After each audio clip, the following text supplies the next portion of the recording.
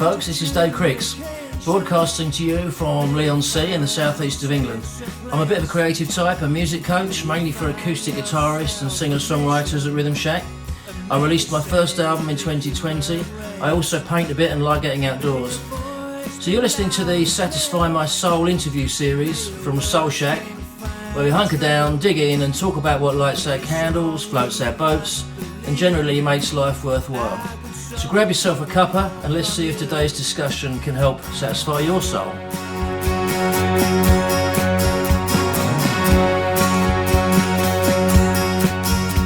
your head be calm and gentle. May you find some peace of mind. Hello everybody, and thank you for tuning in today.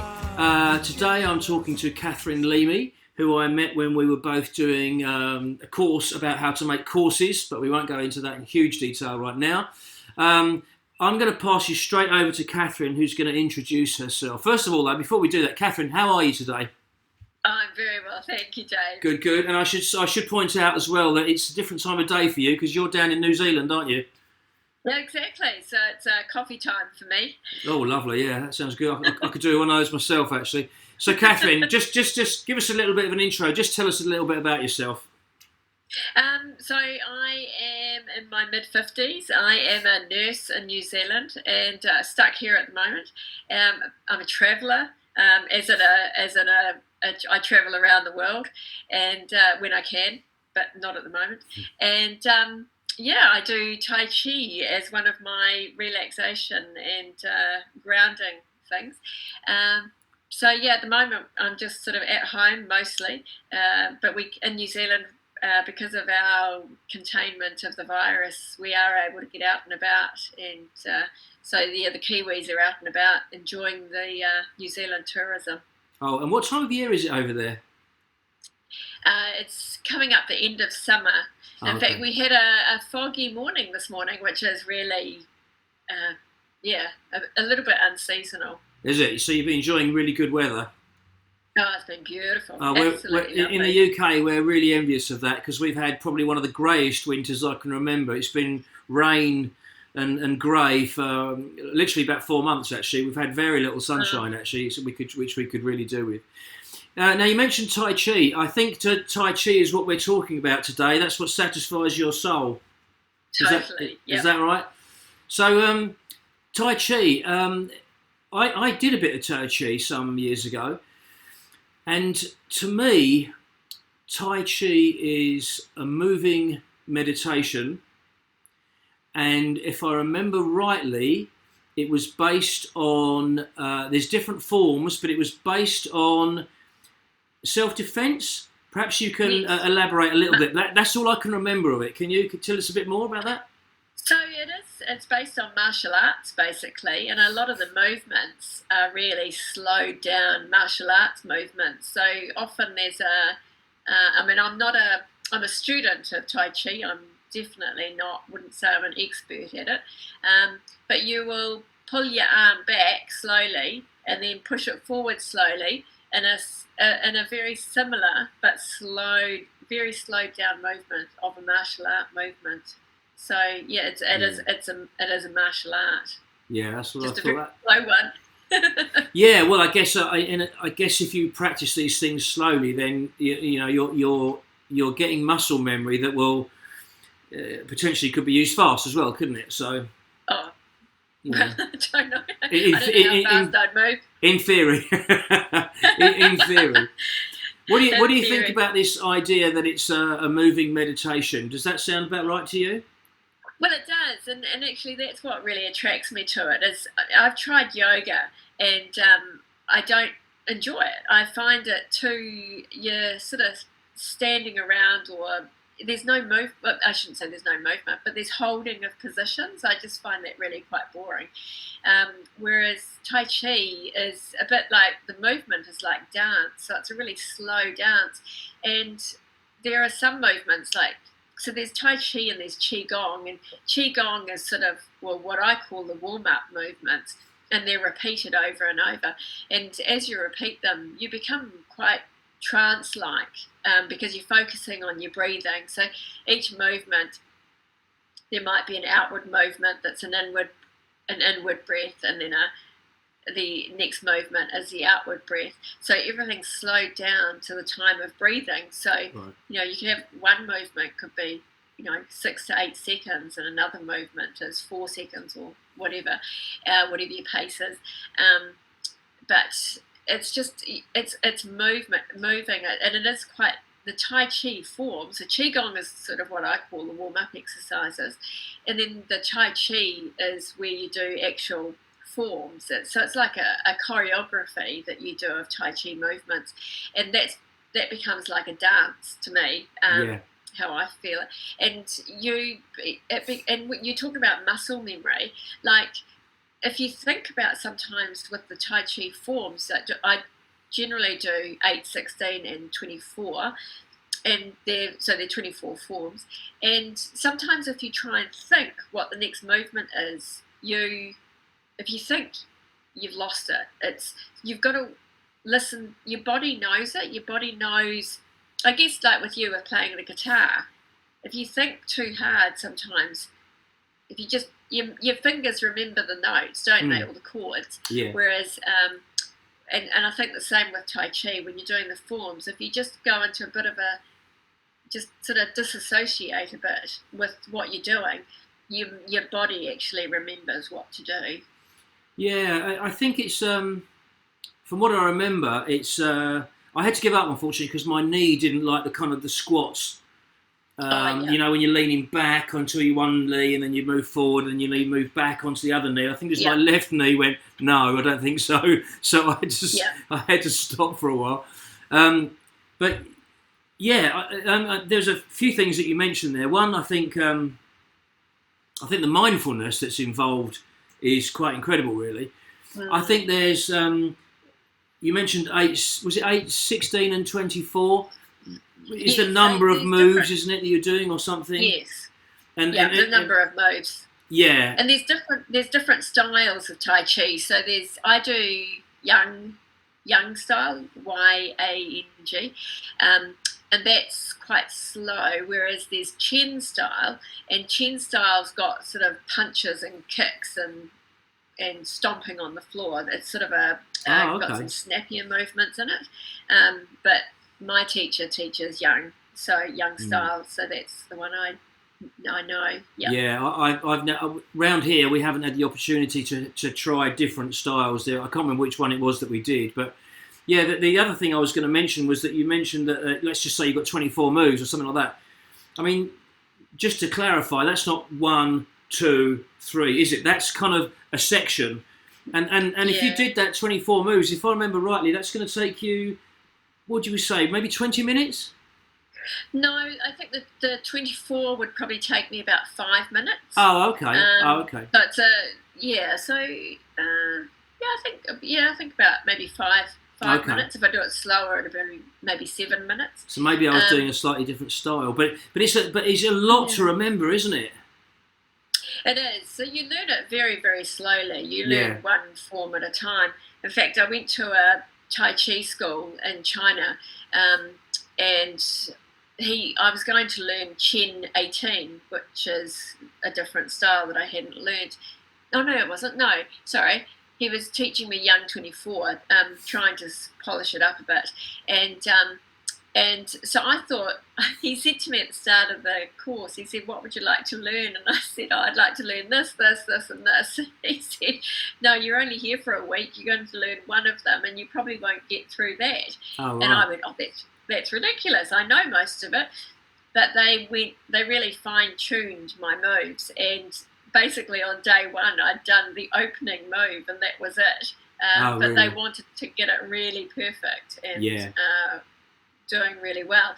And I think after a week of Tai Chi there, I got up to the 18th movement, so I still had 6 to go. Yeah. There is a lot. I remember being overwhelmed almost, and they always say to the beginners, drop out at any time, that's fine, or step back in again when you feel like you can. And initially you're thinking, I can't remember any of this. But then sure enough, after a few weeks, as you say, if you think about it, strangely, it falls apart. Whereas if you just try and follow It's very much a feel thing, isn't it? It's quite. It is. I mean, in many ways, it's probably quite unique. I think, and I found it definitely very mindful, because you've got to be in that moment, haven't you? You've got to be there doing it. Definitely. So if we were going to try and define how Tai Chi, and I know this is really hard to articulate, but if we were going to try and have a go at defining what it is about Tai Chi that satisfies your soul, what is it about that movement and that? I think it's with the meditation side of things. I've never really done meditation, and it's just stopping for me, it was stopping the internal chatter that I have in my brain that doesn't stop sometimes. My brain is always thinking and always having little conversations, and sometimes they're not good conversations, backwards and forwards, talking to myself and answering back. Yeah. So with me, Tai Chi actually really calmed my mind. I've found that when I started doing lessons, that I slept like a log the night after my Tai Chi lesson, and it has been a really calming influence on my life. So I've been doing it now for 4 years. I actually started because I got a frozen shoulder, and the physio said, look, there's not much we can do for you, but it would be good if you just strengthened your overall muscle, in your entire body, just increase it. And he suggested Tai Chi, and that's how it all started. But actually the physical side of it, I mean, I've come through the frozen shoulder brilliantly. It just sort of did what it does. But the psychological aspects of Tai Chi have been really far-reaching. Just like, I've read a lot, well, not read a lot, but I've heard a lot about mindfulness and living in the moment and all those things. And without over-analysing it, Tai Chi is just all those things, but without getting into huge depth over it. So it's really, really calmed my mind. It's focused my thinking. And in fact, sometimes if I haven't done it for a while, my husband will say to me, he said, "Oh, you haven't done your Tai Chi for a while." I think that's his way of saying you're getting a bit cranky. Yeah. Yeah. That's a good point, actually. After this, I'm probably going to get sent back to Tai Chi after the lockdown, actually, I think. Exactly those reasons. But it's funny you mentioned that you've never done meditation. To me, Tai Chi is very much exactly what meditation is. It's just that you are moving, whereas traditionally with meditation, you'd probably be sitting down or potentially walking, I suppose. But we tend to think of it as a sitting exercise, But everything you're describing is exactly the same to me. I mean, and I think this is a really timely discussion, really, because we were just talking, as I say before we started this, briefly about lockdown and people's mental health and things like that, and I think Tai Chi is and meditation, actually, and yoga. I do yoga as well, and funny enough, I think you'd hate the yoga I do. My preferred yoga is because obviously, as you know, there's different types of yoga, and my preferred one is called Yin Yoga. I'll have to try and find someone to chat with me about that, actually. Yin Yoga is when you get into a posture and stay there, I think typically for about 3 minutes. Oh God! But the interesting thing is, and funnily enough, before I did it, I would have thought exactly that. But interestingly, when you get there, you get there and you can't. Well, I think I'm here now. But the girl whose classes I mostly do locally, a girl called Sarah Collins, who I think is brilliant. She talks you all the way through it, and she goes, right, now you probably think you're relaxed. I want you to take a deep breath and relax a bit more. And you think, well, can I? Oh, yeah, I can. And then a bit more. And it's really interesting because I find that 3 minutes, usually, unless it's an uncomfortable one for me, but usually it goes really quickly and there's never enough time because you think, oh, yeah, there is a bit more relaxation that I could get from this. take another breath. Oh, there's a bit more. I didn't realise. And it takes those muscles. It's not the same for everyone, but for me, it takes those muscles that time to actually give in. And I think, someone will probably correct me on this, the yin part of it is the giving in and the letting go. And that's the nature of it. So, yeah, I do know exactly what you mean. And yet, I do find that kind of yoga actually, for me, works really, really well. Conversely, though, I think also Tai Chi movement, moving while you're trying to do something is also... I mean, one thing I would pick up on with Tai Chi as well is I think it's immensely... Oh, I've just had a email come through from Natalie. I think she's selling a course at the moment. I'm not sure, but I think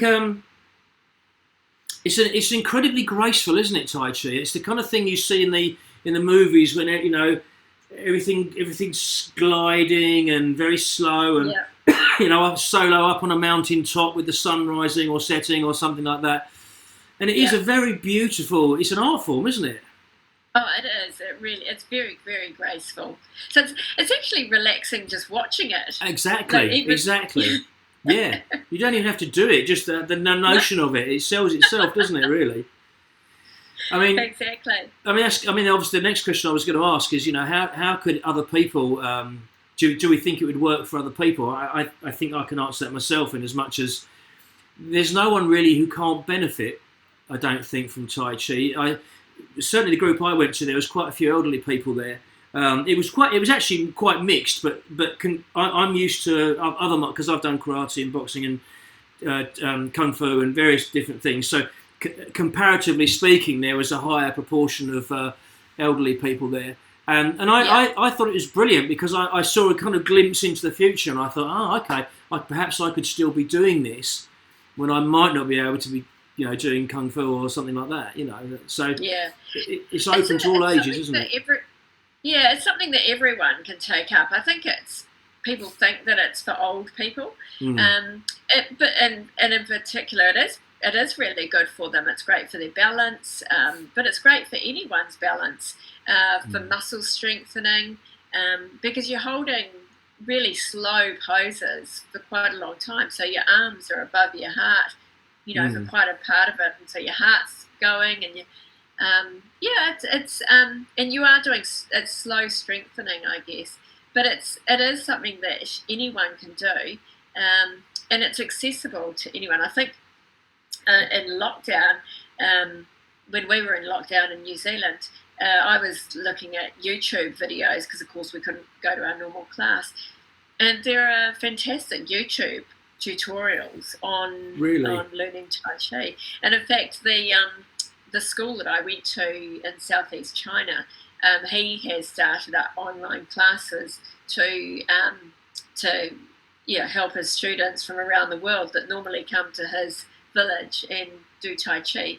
So he's connecting with people through YouTube and online classes. Oh, that's good to know. Really, so there are options, and so, but even with the YouTube videos, there's lots of, you sort of need to play around with which YouTube video teacher you click with, because some of them are better than others.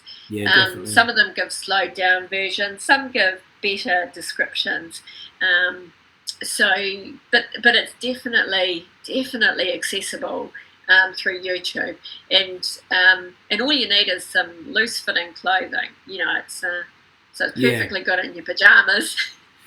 Well, I think you and I know, as essentially educators who offer paid courses, that YouTube can be great in many ways, but it has its failings as well. But I think for something like this, it's a great way for someone to perhaps do a bit of research and investigate a bit further. I think the advantage with going to a class is you've got somebody there who's going to correct you and show you, because you can't necessarily see yourself. Even if you're looking in a mirror, you don't necessarily know if you're, as you said, when you went to China, they almost made you start all over again and get the elbow in the right position, and no, that's too far out, this is too far, it's got to be right just there, and you go, okay.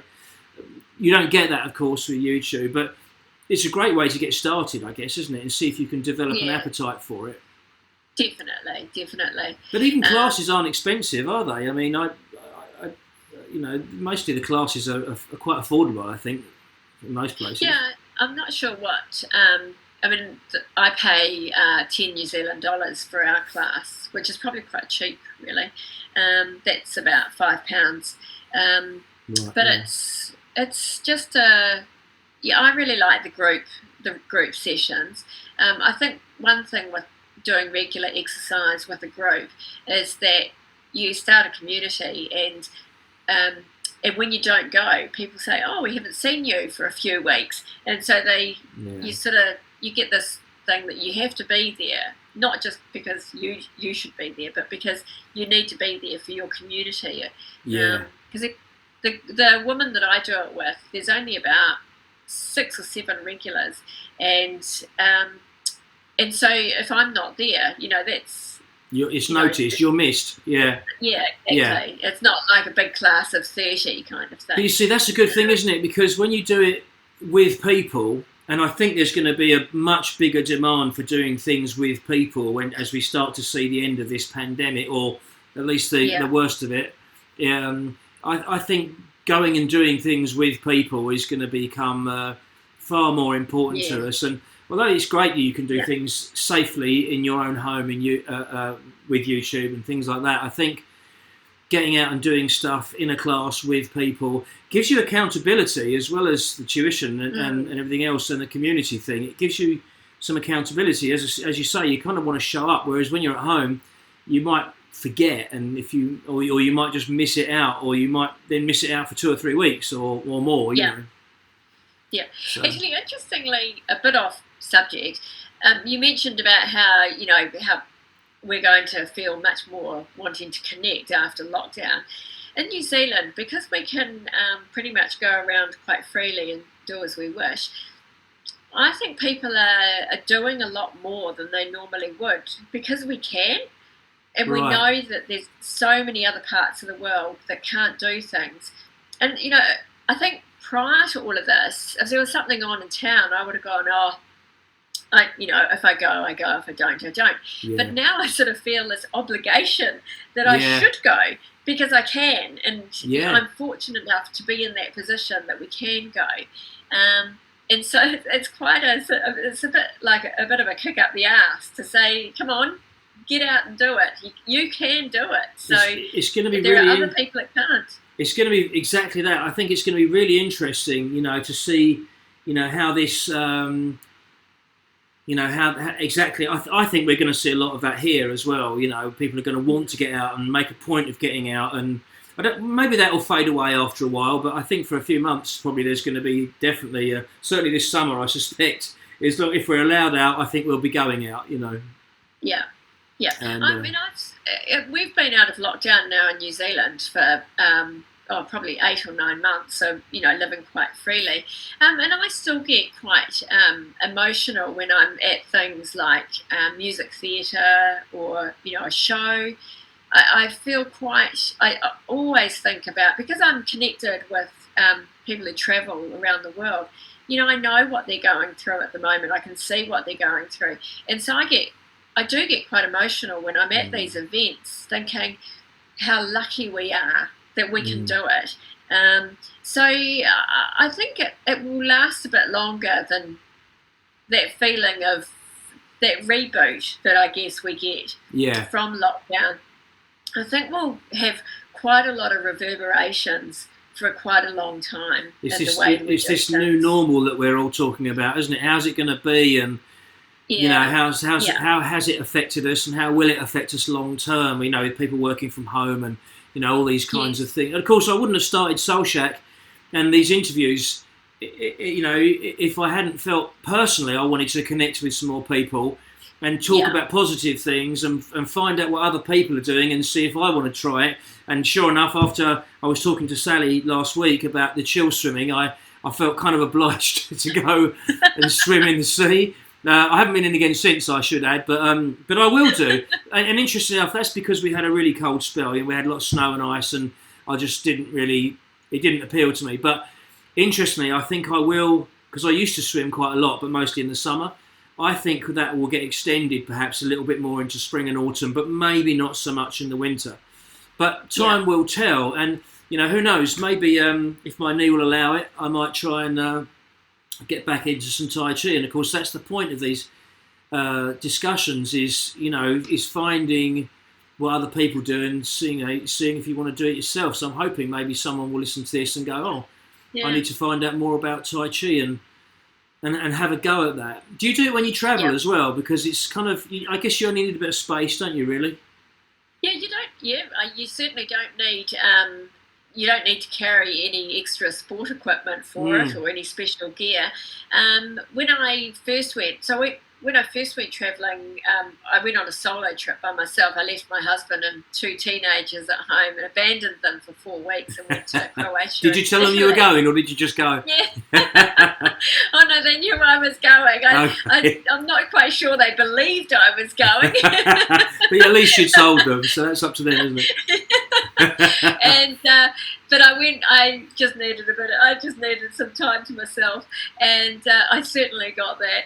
But I'd already learned. I'd been doing Tai Chi for about a year prior to leaving, and so I would do it on beaches early in the morning, like on the Amalfi Coast and all this kind of stuff. So it was really fun. I absolutely loved it. And of course, because I would never do it on a beach here because people would know me. But over there, no one knew me, so I felt quite okay about it. But there were people down there doing yoga and things like that on the beaches. So it was and you really know lovely. what? I think that ties into what we were just talking about just a moment ago. In the summer, in between various lockdowns that we've had over here, there was a yoga group that started up on the beach. Now, we never had that before. Now, it could be a coincidence, but I don't think it was. And I think we're going to see more, possibly Tai Chi, probably yoga on the beach, in the parks, those kinds of things. And as you say, it's almost because potentially, maybe because we can, And I think that's a great thing if people get out and start doing those things, and and it becomes more socially acceptable to do that. That would be great, I think. Yeah, because when I mentioned earlier, I went to China and went to a Tai Chi school. And what I loved there was early in the morning, would see all these Tai Chi groups all around the different places. It was just people would turn up and be doing Tai Chi. And the Young 24 form is actually the one that was taught in China to sort of get everyone exercising. So, in fact, I did join a class one day where they were just standing there in the garden doing it. So I sort of slipped into the back of the group and sort of joined in. I felt very sheepish about it, because of course they were all, had been doing it for years. But it was really, really neat, and it was great that I did actually know a lot of it, and I could join in. It was really cool. It's lovely. It's a lovely thing to do, isn't it? And I hadn't thought of it, but I that's one thing that I'd love if we got more of that going on, publicly in the community, when we can. Yeah, definitely. It's interesting. It's going to be interesting to see how people's mindsets change. I mean, I think anyway, even before this pandemic, there was a bit of a need for connectivity.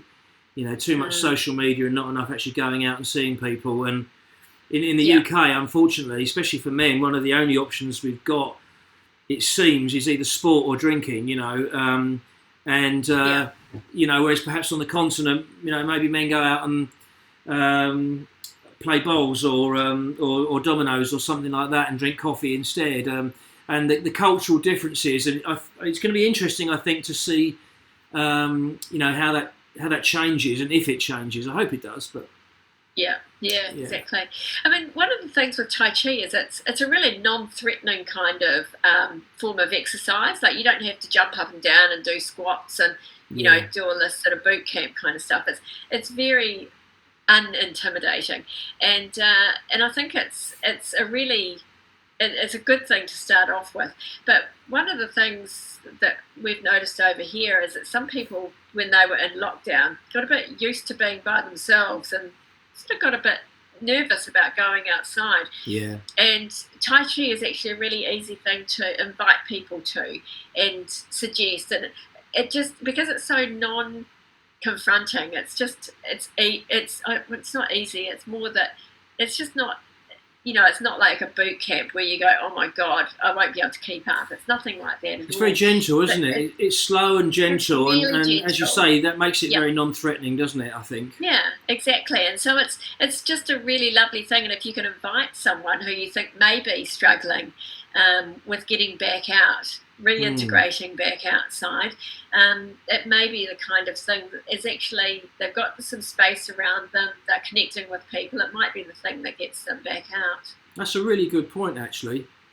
Yeah, I really, really hope that does happen. I mean, you've mentioned a number of things. It's calming, it's relaxing, it's mindful, it's outdoors, or is often outdoors. I mean, obviously in the UK, not always, but it can be, especially once you've learnt it a bit yourself. You can do it. I used to practice in the garden, as indeed sometimes I do some yoga or some meditation in the garden, which I think is lovely. It's different outdoors, and I really like that. But yeah, it's got an awful lot of plus points, isn't it? It's got an awful lot going for it. Definitely. And as you say, also very accessible. Yeah. Well, I think we've probably pretty much covered Tai Chi. I'm sold, and I'm thinking I think I need to drop a bit of weight first, unfortunately. But I think if my knee holds out, I'm very tempted to go and have another go at that as well. So this is the interesting thing, isn't it? Every time I interview someone, I think, oh, perhaps I might try that. And so that's kind of, in a selfish way, perhaps that's why I'm doing this. That's a good thing, isn't it? If it inspires me, maybe it'll inspire somebody else, though. So, that would be good. Absolutely. Catherine, it's been lovely to talk to you, and thank you very much for joining me today. What time did you say it was there in New Zealand? Well, it's 10 o'clock here now. It's not too early. It's not too early. I wasn't sure if we were getting you up at the crack of dawn or something for a minute. No. I forget. Actually, one thing I've been doing is doing virtual walking tours at the moment, and because of the time zones in Europe, I've been getting up at 5 o'clock in the morning to go on a virtual walking trip. So no, this is a very decent hour of the day. Oh, okay. How does a virtual walking trip work? Well, you basically log on to the website, and it's called Virtual Trips, and you log in, or you book a ticket, you log in, and then they've got a camera at their end, right. So they're usually a guide, and they take you around the streets of wherever they are and show you places and describe things. And there's a tipping option, which you do or don't have to do, but I do, because it's actually giving them some money that they wouldn't normally be getting. And it's really fun. It's wonderful. I've been to Barcelona and Luxor in the last week, and Tokyo. See, again, do you think that's come out of this pandemic? Because people have got totally. Was that it has? You think? Yeah. Definitely. Oh, yes. In fact, that's the guys that set it up have said that's why they did it, because they felt that people needed that travel release. For people who travel, the pandemic's been incredibly hard. It's been hard on everyone. Yeah. But travellers are chomping at the bit. But actually, this is just really lovely. It's so nice. Such a great idea, isn't it? And it's great that people have got really creative and innovating new ideas. Arguably, some of us are going to get fed up with screen time, but I think it will fall back hopefully into some kind of perspective in time, and you'll be able to pick and choose the ones you actually want to do and you don't need to do. And I think it's incredible, isn't it? Really, how we can use the technology to learn sports and do travel and virtual travel. Fantastic idea. Yeah. Okay. Thanks, Dave. It's been wonderful. Thanks for having me. Thank you very much, and I'll leave you to it. Are you going for a walk this week? For a walk? Probably. What am I doing this week? Well, actually, I sort of embarrassed to say, but I'm off to an arts festival today. We've got our local Hamilton Gardens have an arts festival, and it's for a week, and there's all these performances. so it's all New Zealand performers at the moment. No one else can come into the country. Oh, so that's not a virtual walk. That's not a virtual thing. That's actually happening. Oh, yeah. Sorry. I thought you were talking about real life. Yeah. No, we don't have real life over here, so not yet anyway.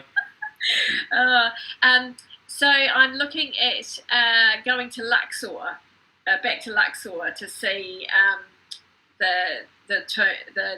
over to oh my goodness.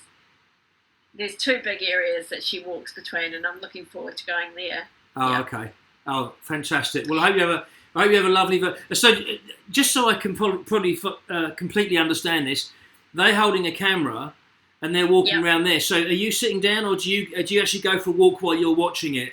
No. I'm just sitting on my computer. Okay, I've got it. With my coffee. Yeah. And Gotcha. taking it all in, because I was in Luxor 30 years ago.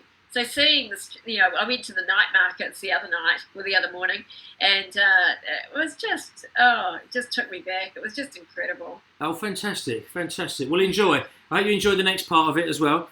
And Katherine Leamy, thank you very, very much. Take care. Thanks, Dave. Cheers.